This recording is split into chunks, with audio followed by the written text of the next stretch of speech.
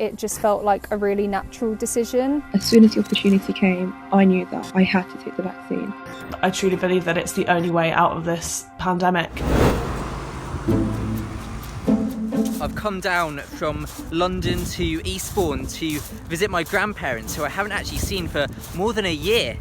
But I've just noticed there's a pop-up vaccine centre right there. Should we go and have a look? They were welcoming in all over 18s, so I got my first dose of the Pfizer jab. But I was talking to one of the vaccine volunteers who does London and the South East. He said he was having a really difficult time convincing young people to have the jab. Couldn't help but think, is that really the case? And why?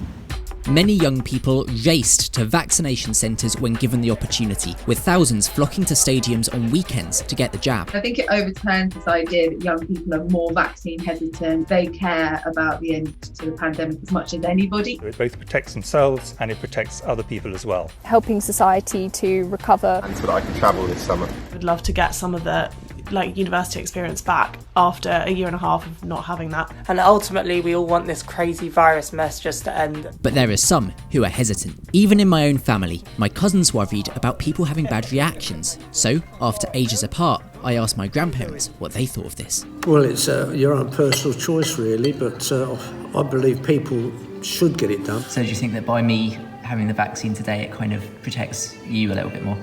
Yes. So far, more than 56% of 18 to 24-year-olds in England have received a first dose of the vaccine, compared with 95% of 80 to 84-year-olds.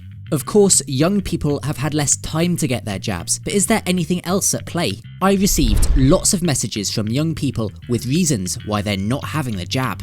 I put their concerns to a vaccine expert.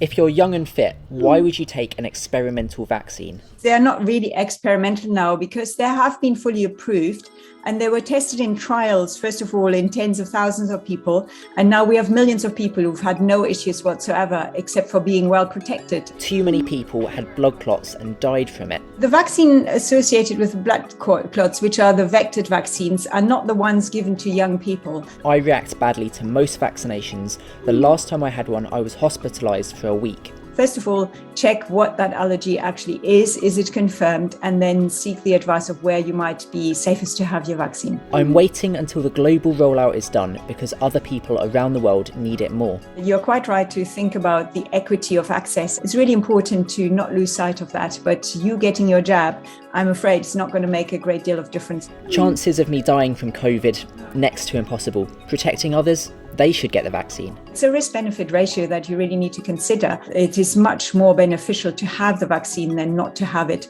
both for yourself and also for the wider public good. Having the jab is a personal choice, and you should research before deciding what's best for your own health. But for me, like plenty of other young people, I'm waiting for my second dose in August.